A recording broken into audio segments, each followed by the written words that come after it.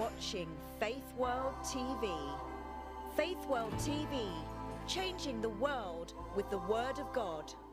In every society, power speaks. But who controls the voice? The media is more than information. It is the lifeblood of democracy. When the media is controlled, democracy weakens. When it is free, nations grow stronger. In Mass Media and Democracy, Julius Mbaluto examines the Kenyan experience, revealing how media systems ownership, regulation, and liberalization shape political power. Drawing on history, theory, and real political systems, this book connects the classroom, the newsroom, and the corridors of power. Essential reading for students, scholars, policymakers, journalists, and media regulators worldwide. Mass Media and Democracy in Kenya. Julius Mbaluto. Because democracy does not survive in silence. Understand the media. Protect democracy. Very good afternoon, good morning, and good evening from wherever you're watching us. Yes, we are live, brand new week, brand new show. And guess who I have on here today? It's the veteran journalist, Dr. Julius Mbaluto. But today he's dabbling as not just a journalist, but a global author with a book called Mass Media and Democracy in Kenya. The book explores the relationship between the media, the governments, and the society. Of course, it's based in Kenya, on what's been happening in Kenya, but this is something that can be related, anywhere in the world, and of course, Africa. So help me welcome the one and only journalist that I have known for close to how many years? Decades, Let me let you in. Let me let you in because always seriously, if I reveal how many years I've known you for, they're gonna know my age. So let's keep that. Let's keep it under wraps. Keep it. But you know why I'm excited is you're a man that explores. You've been a journalist all these years. With the BBC, with Sky, with different institutions. However, you've now decided to put everything in a book, become an author. This must have been a journey. Why did you decide to take this on? I quite like your question, Pauline, because you see, they say that a TV program is just a TV program. It will be watched once, and after that, it may go to the archives. Right. But a book will forever be available in the library. Absolutely. Or in the bookshop. Absolutely. So it's kind of illustration of more permanence in different way. But why the book? Why the book? It's just because also I've been through the academic world. Right. In different fields. Studying media at different universities, in journalism as well. Through which I've mentored a lot of journalists as well. So it's for me is contribution. It's a contribution to the society. That's contribution of original knowledge to the world. That's right. And as you know what they always say sometimes about us black people, that if you want to hide information, hide it in a book. I hope that the information that you've written there is not too sensitive. We can, and I know that it's geared towards Kenya. Are you attacking anybody? No, I know no, there's no. a rift in Kenya. There's usually a rift between. Look at it this way: the government and the media. I want to. By the way, I think somebody is calling. Call. Okay. Somebody there? Hello. Hello. Oh, okay. So Yeah, I want to. I know. When we talk about media and the Kenyan government, it's like there's these two people that don't get on at all. So in this book, have you sort of, put it directly or indirectly attacked anybody? No, put it this way. First, I'm a journalist. Yes. And objectivity remains key to proper journalists. It's part of our ethical practice. Objectivity. You have to represent our viewpoints. Right. Second, I'm an academic. Yes. In terms of academic, we are there to explore, Yes. study, research, and we present whatever we present is original knowledge out there. Yes. It's not geared to, I'm going to attack this person, I'm going to not attack the other one. It's not even about building others and demolishing others. What we're saying, look at us. This is our history. Yes. I want to coin the phrase that is used a lot in journalism. We say journalists are the mirrors of the society. Right. So before someone will pick up a stone to throw, as we say, kill the messenger, the way they coin the phrase, we are saying, no, just a messenger, right? Fine. If we are there to replicate, if we are there to be like the mirrors of the society, what we churns out through our news outlet or gets disseminated through the media is definitely something happening in that particular world. So be it in politics, be it in media, it's real. It's not real. made up. It's not made up. There's no smoke without fire. Now, let me quickly read the overview of the book, Mass Media, Democracy and Mass Media in Kenya. So, in every society, the relationship between the media and political powers shapes the public's understanding of the truth, democracy, and justice. And I mean, Kenya is what you've gone for as an example. In Kenya, this relationship has been marked by tension, courage, intimidation, and a continuous struggle for independence. It's almost like it's another face of independence. Yeah. So this book offers a compelling examination of how the Kenyan press has operated within an environment shaped by political influence, state control, martial, pressures, and demands of which are rapidly changing the society. Now, in that short overview that I've just read, there's already some punching words there. State control. The commercial pressures. I mean, you yourself as a journalist that has practiced journalism, beyond Kenya, when you see how journalists operate in that environment, but also how they're treated, how do you compare with, this side of the world? It's worth noting that when we talk about Kenya and talk about this book, there's a lot to learn. Right. Even this history of the media in Kenya, you get to know when was the first broadcasting started, who it was with, and all that. So it doesn't just pick up a particular time in history. It goes all the way to when media began operation, or even under the colonial rule. That's how deep it goes.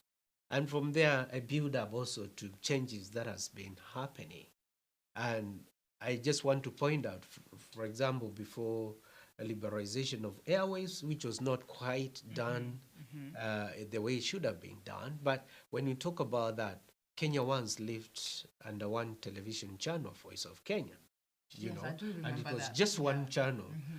And when you talk about the news, it tended to be very much pro-government. Yeah, the first thing was always to mention the president. Exactly. And also it connects to politics. At the time, Kenya, under Section 2A of the Kenyan Constitution, had made Kenya a one-party state. What does that mean? If you come to the UK, it's like saying the Conservative Party from today henceforth is the only legal party. Labour will not be allowed to form any party. There won't be any second party. Lib Dems go. Green Party go. Reform, you cannot. Reform Party, you won't exist. Only the Conservative. That was our situation in Kenya from 1982. Section 2A introduced in the Kenyan Constitution, which making the country one-party state. That's right. Then you come after that, immediately, you see all Kenyans, no one could even form a political party. Yeah. And it also was replicated on the media. That time, there are things you could say, others you couldn't say. You couldn't say, otherwise you would disappear. Otherwise you disappear. Or we even had different law, detention without trial, that tells you the government can just kidnap you, keep you away, never present you into court. And that was legal. Yeah. There were other laws like Public Security Act, which hindered the way people met together, the freedom of assembly and all these other things, that was there. So during that time, what do you think the media was going through? It was torturous. Journalists That's were right. being arrested. Journalists were being detained. And this is now what we are talking about. So when you see this book, it's not one term or two term stories. No, this It academic. goes deep. We go deep From the to roots. unearth Yes. how we have been, to know where we are, mapping out where we we're want to going. be. Right. Yeah. So it's just more than the politics of UDA and politics of organized opposition. Oh, it's not about that. It's not Right. about even attacking. No. It's contribution. We want to understand as a country, where are we with these issues? And what does the media contribute towards, a country's, essentially shaping a country's economy, diplomacy, and of course the politics. But you see, there has been a revolution, in terms of media, because you are in a space now where what you say and what you write is not so much controlled. That's Because what I'm now saying. We Yeah. have the media side, which is the profession, Yeah. and then we have the social media, which now involves, civilians. So none of this now, right now, it's not controlled. So do you think that it's dangerous now? It's, as opposed to back then when you're saying yes, there was detention, there was chambers and all of that. Do you think there's too much freedom now? You're right, because I pointed out that to know where we are and where we are going. Yes. So where we are right now, if you don't know how media operates, if you don't know the laws that govern the media, if you don't know how even the business element interacts with politics, Right. you may quickly say it's not controlled. So, but what people say today, they are freer to say. The kind of narratives, the kind of media content coming out, being churned out from social media to whenever, all the jokes made about leaders. No, you could not really do that. You couldn't do that. Few back years then. ago, Yes. Few years ago, you had to think twice what you were to say, Right. and who you were saying it about too, because legally there were legal measures that were to be taken, and the former regimes were extremely intolerant to criticism, and it's not to do with the regimes per se, it's our laws. It's the So laws, if you yeah. remember, Kenya 2010, we inaugurated a brand new constitution. This brand new constitution Which was a huge had fight and dealt a struggle. big Yes. blow to all these dictatorial laws. They were kicked out. You were in detention without trial, gone. Section 2A was repealed, That's right. allowing for formation of new parties, allowing for multi-party democracy to kick in. All this was changed. And that time, things were not as they are now. Hear this also. During what we call in Kenya struggle for second liberalization, Led by by the likes of late Raila Odinga, Odinga, others, James Orengo, a lot of others, Matiba, all these people, when they were leading that, there were two things very important. Very important. And I've interviewed a lot of these people during those times. Two things very important. Number one, there was liberalization of airwaves. right. What does that mean? What that meant was, if you have one channel which was owned by the government, it The did Voice of not Kenya. entertain opposition. Absolutely It not. couldn't even give them airtime. No. And they are going to go to compete in politics, compete in election. But this is it. The only voice that is heard everywhere is pro-government. That's right. So liberalization of airwaves was very key. Number two, away from liberalization of airwaves, was also changing the constitution to allow multi-party democracy. Right. I told you Section 2A of the Constitution of Kenya changed the country to be one-party state. And now politics of the time, politicians were like, we want to be able to form our own parties, we want to be freer. We want this to be allowed. So repealing of Section 2 of the Constitution of Kenya allowed for the formation of more Suddenly parties. there was a flood of parties. Yes. So freedoms are being fought in different quarters. The media element, the political element, which was very important. So that has been achieved. We are speaking in a different dispensation in Kenya. We have a brand new constitution. All that credit to the media? Put it this way.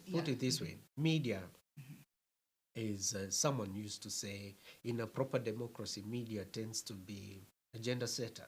See, the media is also called for the state. So when you talk about in terms of governing structure, you go to the executive, where you have the ministers and the president. You come to the legislature, where you have the MPs and any other, and then you go to the judiciary, which is a legal element into the equation. But then after that, you talk about the fourth estate, which happens to be the media. Right. Because media has to, on the benefit, for the benefit of the citizen, media has to inform, educate, and sometimes to entertain, but more informing, educating, and also challenging authority. So in some ways, media controls these three arms of the government. It's there in front. You see, as much as politicians hate the media, if the media gives you blackout, you're done. No one will know what you said. There's a very famous politician, I can't remember his name. He was beckoning the media, telling them, just say something, I don't care. Just say something about me. Just say something. Make it up. I don't care. Any publicity. So someone knows I'm around. Yes, so you see, it plays a very important role. Put it this way, it was the media in Kenya that got us as citizens to know we were living in a country where only one political party was given the legal right to exist. Exactly. Yes. And therefore, that moment, people are like, no, we can't live like that. We want more parties, and agitation for multi-partyism. Yes, yes. It was still the media when, the government was like, all citizens will always listen to the government voice. No other voice is allowed. It was the media that was like, we want other voices to be heard. Absolutely. So the media plays a pivotal role. Yeah. It's very important. So there's a quite interesting something here that you wrote as well about, about the overview of the book. The study not only exposes the mechanism through which governments and political actors attempt to control public information, but also celebrates the resilience of journalists who continue to push for transparency and freedom of expression. Their stories shed light on the realities of practicing journalism in a context where courage is essential and independence is constantly tested. That's quite deep there. Yeah, indeed. You see, when you talk about narratives, different narratives, it takes a responsible media to craft the correct narrative. Right. It takes responsible media also to challenge power. Right, without fear. Without fear. But also there are those moments of collusion between the media and the politics and the government. Now, sometimes it's not even politicians. We are talking about the society. I'll give a clearer picture. If you started a factory in a residential area, emissions were harming the resident of the area. Therefore, you need the media to expose this. It's only media which will take challenge that order, say, hey, this factory must be removed from here. It's harming the health of people who live here. But then, if the owner of that factory targets media practitioners and tells them, I know you've covered this story, but if I give you £100 or whatever, kidogo, something small, yes. 1 million shillings, or can you kill this story? That's it. Now, irresponsible journalists would be like, anyway, we haven't seen, they start to console themselves. But maybe there's no evidence someone has died yet. That's where and they're like, I need the money. yes, exactly. That's where the problems begin. And that's where we talk about Yeah. independence in reporting. Exactly. You know, but where Ethics. yeah, where do you draw the line? Because essentially your report, what you write on your newspaper, like in former East Africa, for example, you know, will shape an economy. You know, Indeed. it can shape, you know, the East African countries, what you write about them. And also, you know, when you talk about diplomacy, the diplomats that you feature in that paper, you know, it also shapes a country and, of course, a country's economy. So, therefore, when you run a newspaper, and I'll quote again the Informer newspaper because that's the one I really know, and you know, of course, you're the CEO of that. Do you sort of draw a line of where you, as an owner of this paper, you know, what you can and cannot publish? Indeed. There are so many decisions. Even if there's, of course, there's exchange There's of so funds many and, decisions to be made constantly on ongoing basis. Like the world we live in, see, you find society with a higher number of poor people tends unfortunately to be the ones susceptible to gambling and irresponsible gambling companies. Of course, people to commit suicide because you target someone, promise them hope. You may win, you may come out, you may be prosperous, but they keep losing money, not winning. So you make a conscious decision it's all about about society. It's all about people. But our duty, first and foremost, is to protect and defend the welfare of the society. We also are the people who say, doing this one, it will be injustice being committed or foisted upon a group of people, and it should not be happening. We are the ones who call out these things. And of course, the media exists to push the agenda of the wellness of the society as a whole. And it's not about the media is there to target politicians. No, they're your brothers, they're our sisters, they're us. We are living in the same society. Right. So the question is, what are we challenging? It is not the people we are targeting to condemn. It is the act that causes more injustice to be, channeled to groups of people going here and there. And I want to say that when you link the economy element and diplomacy into this conversation, I just want to say that the media is not there to play diplomacy. Right. In a situation where people are being killed, you need to think, this could be your brother. Right. Are you in such moment going to say, hey, the government is right? When governments kill their own citizens, So there's no diplomacy. it's not about diplomacy. Yes. The voices that are there from the citizens, the voices that, the bigger voice, which is the media, are like, hey, stop the killings. Don't want no one to die.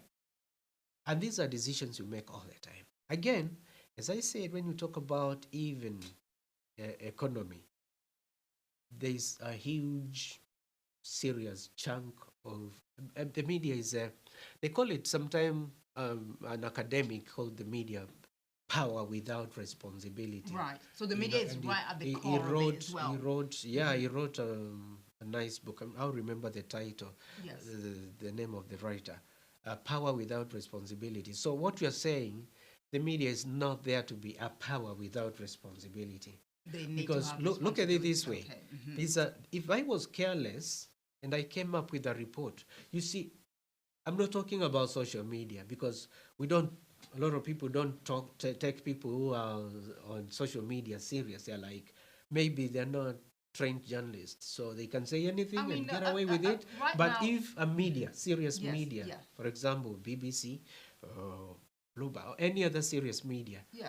runs a careless report talking about, oh, this has happened, in Russia, in the US, and that story is linked to the buying and selling of shares, what happens?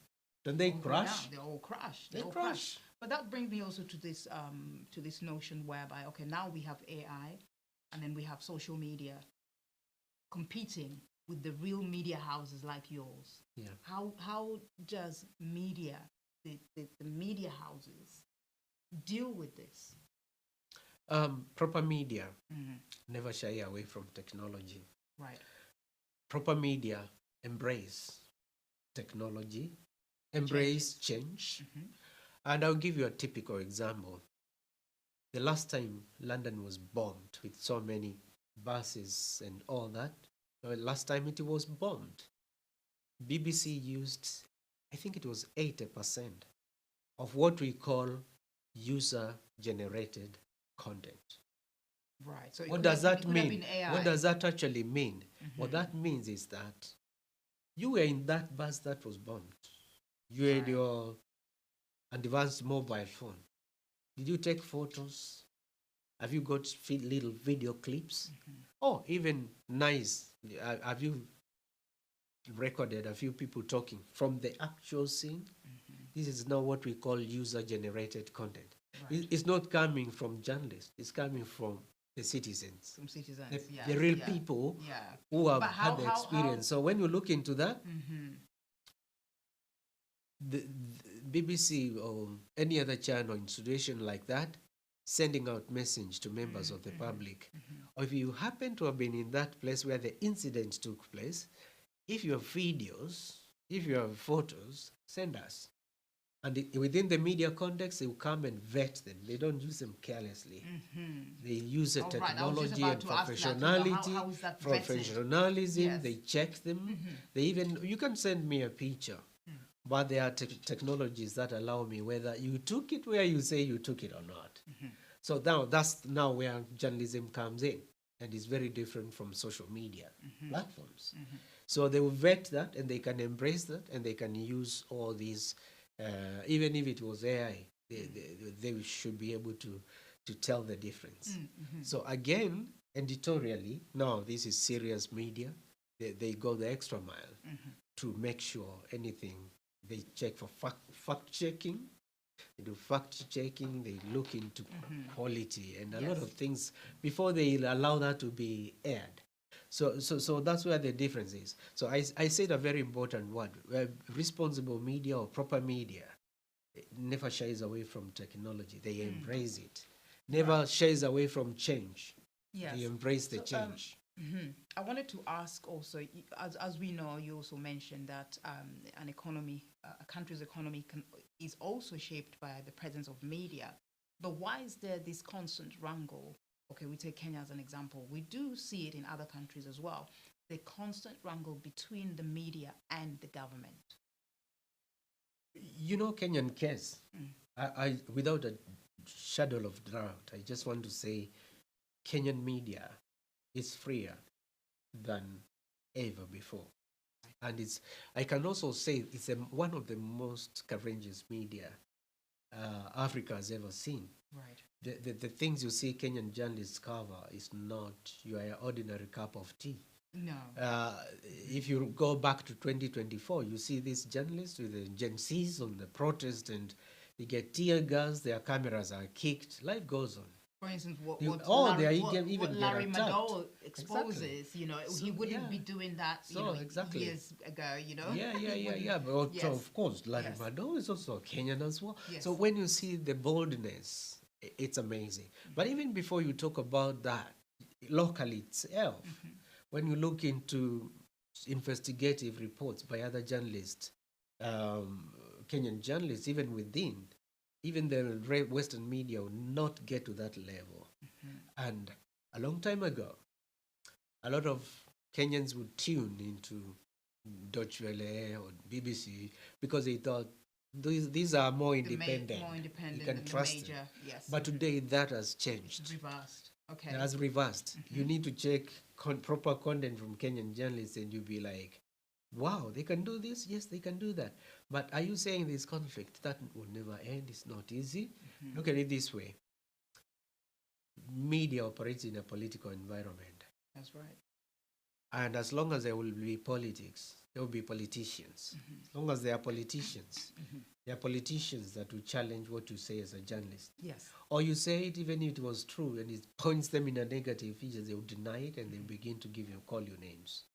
But as journalists, you always have to understand you're the voice of the people. Right. And you can never give up. Journalism, to those who practice and they go the extra mile, is like a calling. A calling is different from doing something just because it's professional to do so. You didn't become a journalist because you chose it as a career.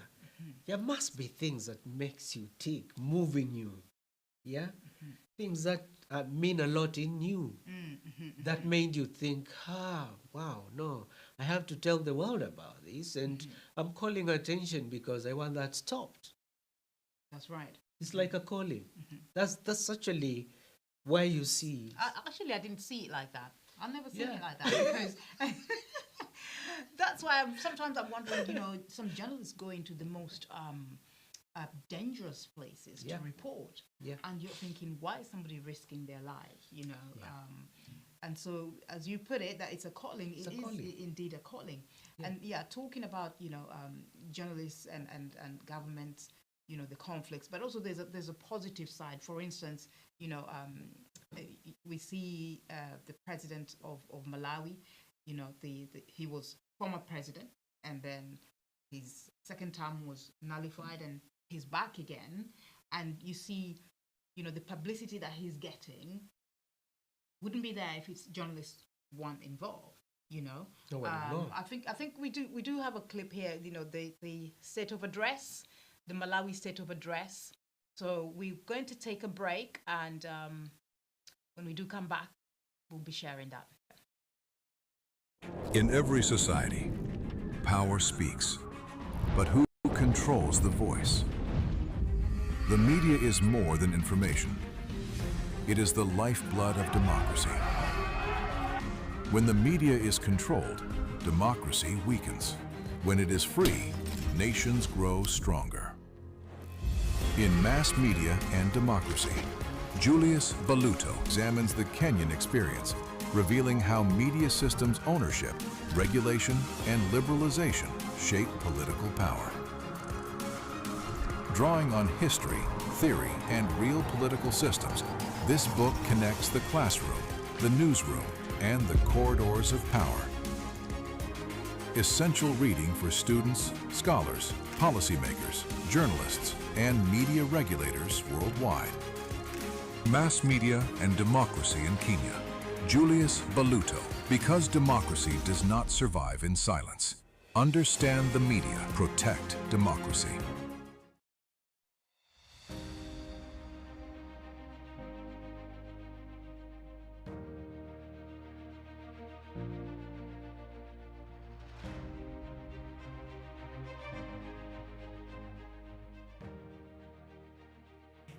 Mr. Speaker, sir, I direct that pocket revenues collected along M1 Road be ring-fenced for the maintenance of that road alone. We are recalling all diplomatic officers, and we will replace them with fewer and qualified diplomats. This year, my government will undertake a mass renewal of all expired national identity cards. We are also piloting a digital identity wallet to modernize identity services and establish non-expiring identity cards. Let me end my address with an appeal to all three branches of government: executive, judiciary, and legislature. In our respective lines of duty, we must never make decisions that are against the interests of our country. We must be patriotic. This is the least we can do for the millions who look up to us and for the generations yet to come.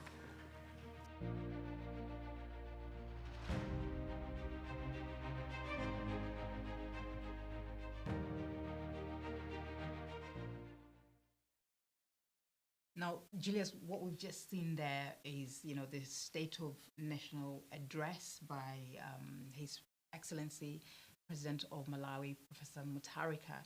And it's actually a long, the original is about an hour clip, but we've just sort of had a short clip of it. Just to, for me, seeing that sort of media coverage, which is positive, shows a good relationship between, you know, the media companies, the mass media, and democracy, you know, sort of, you know, the media also always being at hand to show the right side of a government. And hence, this can help boost an economy. And media can come in two ways. It can help boost an economy or kill an economy, you know, depending on how the relationship is. Now, let's go back to Kenya. There was a time where that relationship was very intense between the government and the journalists, you know, and media at large. Now, I know there's still conflicts, but how did the media manage to sort of not cool it down, but sort of get in from a different angle? They haven't slowed down in reporting, but they're sort of using some sort of tactics. I don't know, how did they manage to get in there? Because Kenya government is not an easy one to crack. Put it this way, Pauline, the fact of the matter is that when you talk about media control, emanates from the laws of the land, right? Emanates from the constitution, and that actually now either decreases or increases the space within which the media operates.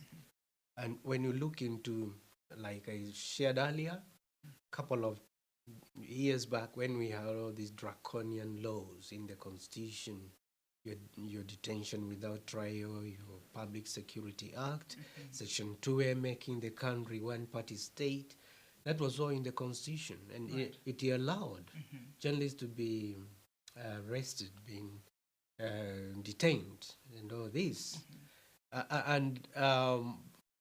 You know, thank God for those who struggled and they fought for a new dispensation, fighting for a new constitution, fighting for the laws that were dictatorial to be repealed from the former constitution. And for those who don't know, actually our new constitution in Kenya, that was promulgated in 2010, this particular constitution was, there was public participation. Right. I remember that, yes. Professor Pauline Guy coming even to London to collect views from Kenyans about the new constitution. That's right. So after consultation with citizens, Kenya right now has the most progressive constitution, actually, almost even even better than some of the countries in the West. That's right. You know, I'll give you an example. Chapter 6 of the Constitution of Kenya talks about ethics and integrity. Right. Now, if that was to be used properly, zealously protected and used, it will produce the best leaders Kenya has ever had, because it stipulates that if you're a criminal, you have conviction, you have all this and that, you should not be cleared to vie. You should not be. But then that's not the case. That's not the case. That's what I'm saying. If it was jealously used and protected, then that would be the wonderful thing. But I'm talking about the contents of the Constitution. I want, because we are speaking from the West, compare that with the U.S. experience. Right. And it's in public domain. I'm not naming names, but the current name names. The current president, he was elected at the back of it. Court cases and criminal and conviction and right. You know, we all know what went on. You can see. So when you talk about where a country goes, you begin with the law. Right.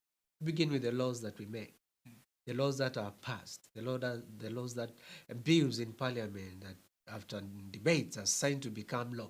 They must be the right ones, because that's where. And now after we have that in place, having a nice constitution means nothing without implementing it, without effecting the law, without jealously effecting the law. So you may have a pretty beautiful, nice words, nice constitution with everything that anyone needs. But then, if the government doesn't protect the constitution, effect the laws, it still means nothing. Absolutely. It means nothing. So some countries, like in our country, Kenya, we have a very good constitution. What is lacking? Is implementation. Implementation. Right. Yeah. So, okay, let's go back to the book, Mass Media and Democracy. I'm sure it took you, well, how many years to write? It was actually almost 2.5 years. 2.5 years. That's Yes. quite long. Yeah. And so, what is the target audience for this book? Who are you sort of expecting to read this book? What's hidden in there? First off, the title, Mass Media and Democracy in Kenya. Kenya is just a case study. It's just a showcase. Right. But all these things that I've studied, Yes. they mingle so well. If you read the book, you find when we are talking about African media theory, we're talking about the Western media theories also. We are doing comparison. Right. When we are talking about regulation of the media, we're not just talking about Kenya, we're also talking about regulation of the media, the rest of the world. We're also picking up the best practices, Right. the very best practices. And so when you look into the people who the book can benefit, we are talking about policymakers in government. It provides a lot of information about regulation of the media. Yeah. Talk about ownership of the media. That's another thorny. That's thorny, another thorny. That's Yeah. Because you Yeah. do get that some of the politicians, some of the principals Yeah. even Yeah. own media houses. So then there's that conflict there. So That's quite interesting. Is that touched so when on you in the book? yeah, it's there. Right, It's there. okay. Ownership of the media. When we Right. talk about it, it's now when you realize. I'll Right. give you an example. For example, in the Kenyan case, ownership of the media, way back, you have to be politically correct. Yes. Yeah, and that's documented historically. We are That's not right. just saying Yes, anything. yes. When you read the book, you find out there. You'll be surprised to find out, even after liberalization of the airwaves in Kenya, allowing other people to own television channels, radio channels, there's still more laws that were supposed to be amended to make sure that happens properly. And it's all in the book. Right. So we are talking, the things we are talking about is not our ordinary cup of tea politics. No, we are talking about serious issues here. So when you look into all this and the changes that have come, Right. then it illustrates where we are. And also But it that's the points thing, where like, we want to go. Sorry to cut you off, but it's in a country where the top seat also owns the top media house, isn't that a conflict? Like, Well, that exactly. has actually, if you Yes. read the book, you will find out very, very successfully. You find out that history is very well documented. Right. If you own the media, you are supporting opposition. You suffered consequences, right? Yeah, you did. So it's all there. It's all in there. Yes. So what we are saying is that when you talk about regulation of the media, you talk about ownership of the media. Did you name We names, talk about examples of who owns what? liberalization. All the media in Kenya is there historically. You'll be able to see who that owns as well. who You'll what? be able to Yeah, see so that. we might discover some Yeah, of the you'll be able to see that. probably some of the now oppressed us. You'll be Yes. able to see that. You'll be able to see that. And even now the media was changing over the years and Right. even try to follow up the structures of the changes that came to be. Right. So I want to be the spoiler. It's always in the book. So it was not just one thing. So can talk you about name just ownership. one, maybe one politician that owned a big media house? I Just don't give us a think little that- taste that I don't think I know that we would need be- to go into the I book, don't think but that would be very important.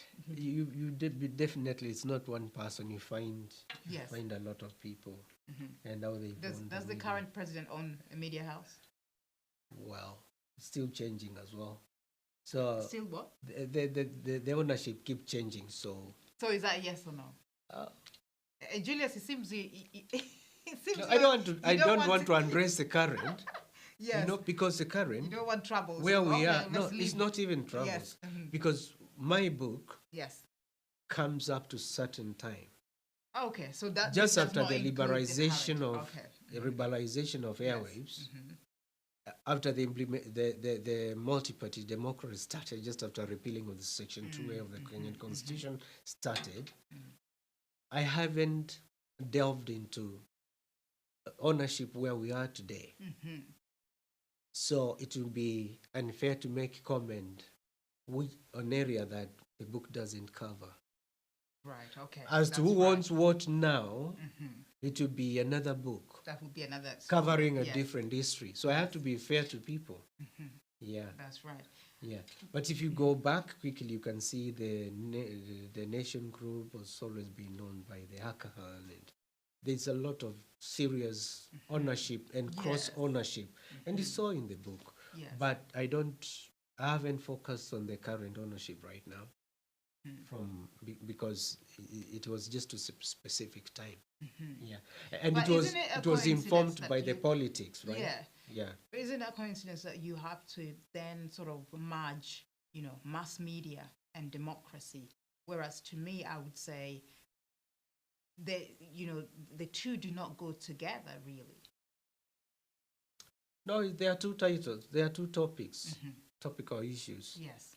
Ours is to explore Yes. whether one stands on its own or the other one. So, because but you cannot. Essentially, what I'm saying, in some ways, you find that a politician owns a media house. Yeah.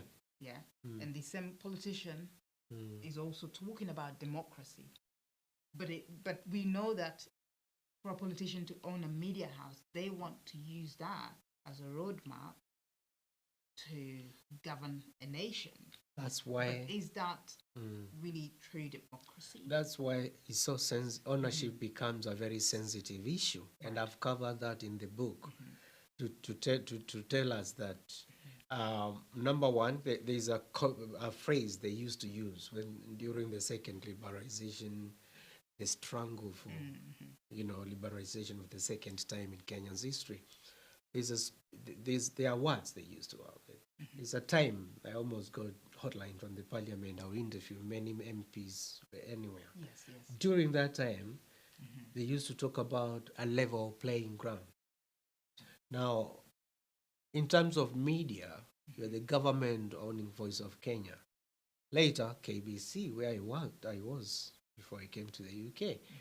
But when you look into government owning those two, and if that channel, because of political influence by the government, was able to shut out the opposition used to cry, saying, hey, level the playing ground. Our voices need to be heard. That's right. So where we stand But right just now, cannot be had in this exactly in on this the media streets. platform. Yeah, yes. Yeah, but Yes. not nationwide, because Yeah, coverage of Voice of Kenya was nationwide. So they were denied that. So they felt the level playing ground was not even. It was distorted. So to correct that, they began to talk about liberalization of airwaves. Liberalization of airwaves meant allowing other people away from the government to own TV channels, radio channels, and all that. And when they did actually that, which was very important also, it wasn't just about the media, they were talking about also politics also. Allow more political parties to come in. So it was a sort of package of freeing the country in the media and all, but also creating a level playing ground. It's a situation whereby the opposition and the government have equal access to media. And the coverage is all in all balanced to reflect the opposition, to reflect the government. From your experience back then, before the liberation of the media, when you went out to interview all these MPs in Parliament, in and out of Parliament, were you careful as to how what you actually published and how you portrayed them, knowing that there was no liberation at that time? That's why I said to you earlier, journalism is a calling. God called you. It's not. Yes. It's not for the. There's a nice English word they use: chicken livered. Yes. Mm-hmm. I don't know whatever that means. It's interesting, but you have to be bold in the things, and also you believe in what you do. Now, as me, I believe in justice. That's now who I am. Away from journalism, there are some ethos that drive me, ideals that mean so much to me. Freedom means a lot. Ethics, ethical But at practice. the time you are operating under. So it's Yes. also justice, focus for justice as well. But at the time you are operating under, as you knew at that time, journalism was quite difficult.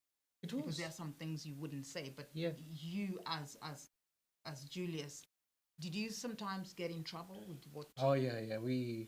You got in trouble? We it's a lot. There's a lot. Remember when I was in Kenya, I was not just a journalist. I was also an actor, screen actor. Yes. And even from the programs, TV programs, I was acting on them. At some point, I would think, am I being followed or not? Yes. Because when you come up with a play and the theme is addressing corruption, now you don't know how the corrupt will react. Yeah, so there are moments like that. Have moments when, I have my history. Yes. Huge. And did you feel like you wanted to give up? No, never. Yeah. No. You see, I'm not dead yet. Why should I give up? Yeah, you knew that a time like this would come when there would be liberation and freedom of speech within your profession. That was a crowning moment because as a journalist, I longed to live in a country where there was freedom of expression, freedom of the press, freedom of people were free as well, freedom in the country. Also justice very much into my head. We need to live in a just society. And equality also, those are things that were ringing in my head all the time. And if you want to be my friend, treat other people fairly. But if you want to make me a naked fist, I hate injustice. Now, if there's a young journalist watching right now, also somebody aspiring to be a journalist watching right now, what advice would you give them, knowing that you have been in that profession for maybe over 2 decades? No. Over 3 decades? Yeah. I don't want to over be 3. your age. That's okay. Over 3? Over 3 decades. Over 4? Yeah. Over 4 decades? No, over 3. Over 3 decades, yes. Yeah. What would be the core advice you would give a young person? Number one, they have to know a journalist is a voice of the society. Being a voice of the society, then yourself, you have to check yourself. You have to ask yourself, what do I believe in? And you have to be principled and you have to be ethical. And integral as well. Yes. Integral, ethical. Yeah. You have to be driven by things that mean a lot to people. Ask yourself, what role do you play to make the world a better place for all? And never be fearful. I have always believed that, as long as I'm standing for the rights of people, God will protect me. Yeah. And as you say, all threats have come. It's a calling. As Yeah, you say, it's a calling. It's a calling. Even threats live on air. Doing your show, and because you're touching, don't need whatever, they say to you, a call comes through and they say, hey, you know how you don't look like. Do you know what could happen outside the studio? I've been there. You've been there. Wow. So no fear. Now, I know, having written such a book, there's truly no fear in you. And so I just want to encourage you out there to go and get yourself a copy of the book, Mass Media and Democracy in Kenya, available in Amazon, Kindle, and all other good outlets. Well, the official launch is coming soon. Coming soon in Kenya, in the UK, right, and possibly other places as well. So what should people really expect? They should actually grab a copy before the launch. Yes. I'll be there to sign it. Yeah. But also, yes, we are. There's a lot of information, especially for Kenya. There's a lot of information. Julius has been very, very mean with that information. You need you have to get your hands on the book to find the information. For students, university students, for scholars, university lecturers, this is a book for you. Government officials in the communication sector, yes. Lawyers, regulation of the media, and all those things. It takes laws to do those things. Right. That's a book for you. Wow. Yeah. Fantastic. I mean, I never knew that, you know, you'd come away from your journalism, take time out and, you know, write such a book. I mean, I don't know where you got the time, you know. We never have time. You make it. You're always busy. You make it. You make time. Yeah. So what's coming next after this book? Yeah. I'm thinking of second phase of this book. Right. Which will now cover the current. Right. You know, all those important questions I was asking. Right. To the rest of the future. And you won't be fearful to mention No.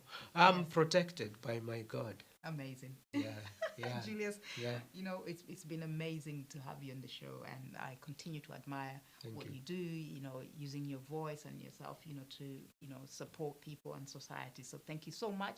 And until next time, guys, it's goodbye.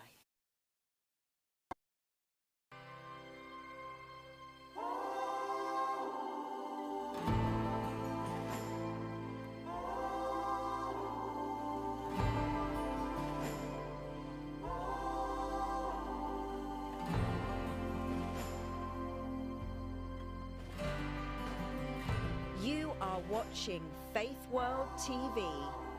Faith World TV, changing the world with the Word of God.